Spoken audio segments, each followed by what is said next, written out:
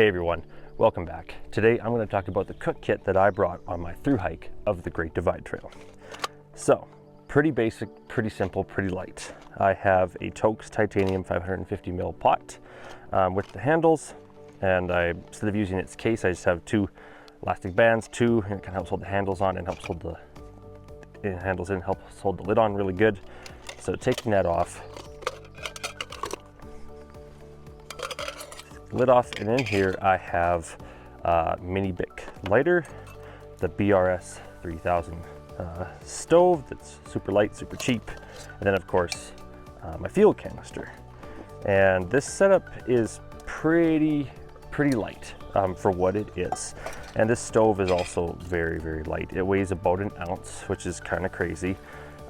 It doesn't do well in wind at all, but you kind of have to, weight penalty for that a little bit. So you suffer with the wind issues, and you just kind of for the weight. So but it's a good stove.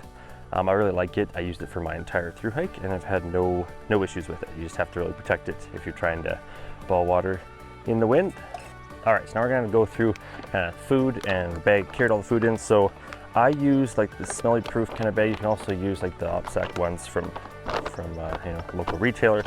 I also used one of those at the beginning. I kind of switched to this one though. I do like it a little bit better.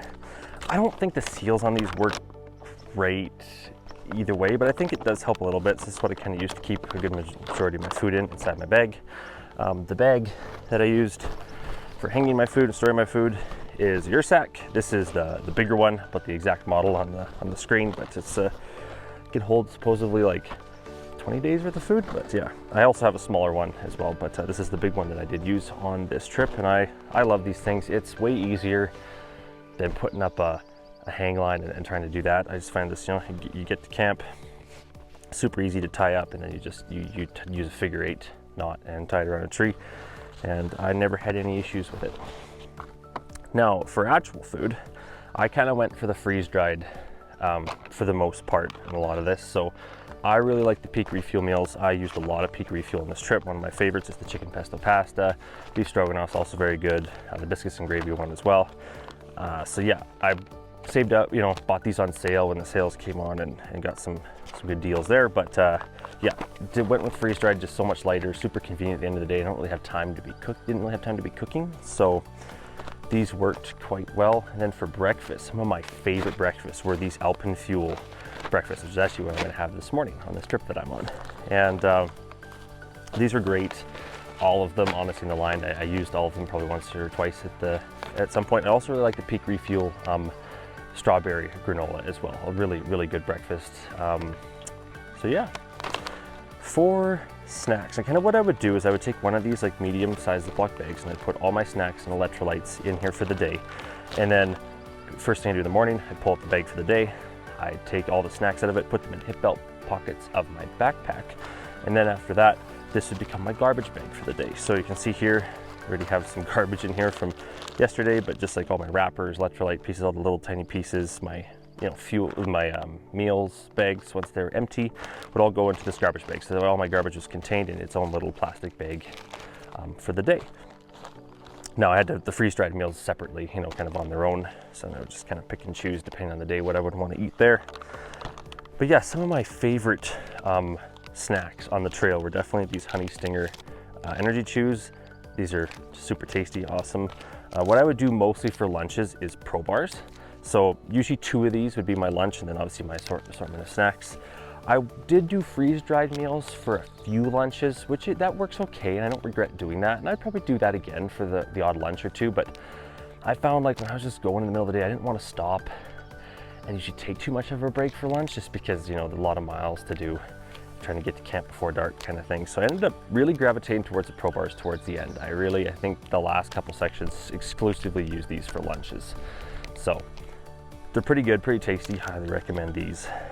And then other snacks like Lux's fruit snacks, gotta have some of those. Trail mix, obviously. Also had like almonds and stuff like that, and these Kind bars were pretty good, just standard granola bars. But yeah, that's kind of what I did. Now I also had some greens and collagen. So every morning, and I kind of stored these in little baggies, I put in like a daily dose of greens and collagen. in here, and some vitamin C. And I would put this into my pot and I'd stir it up and then drink it. Or what I found really helpful towards the end is I actually took one of those little mini orange juice bottles, which I don't have with me right now, and I would put that in there and then I could shake it, and that was way better than trying to stir it in cold water, you know, at 6 o'clock in the morning. So, and it's still a pain to obviously pour these, like, because I would cut the corner off and then feed it into in there and then shake it up. Something like a 500 ml Nalgene with a wide open would be way easier, but I didn't want to carry that weight.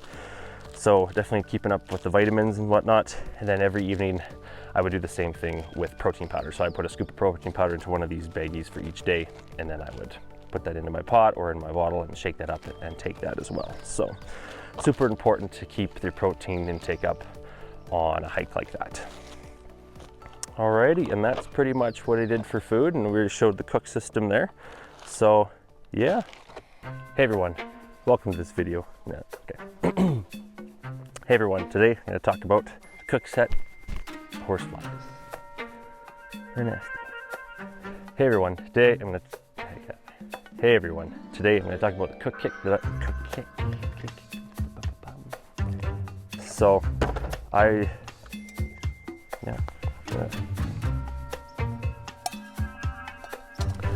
wood horseflies.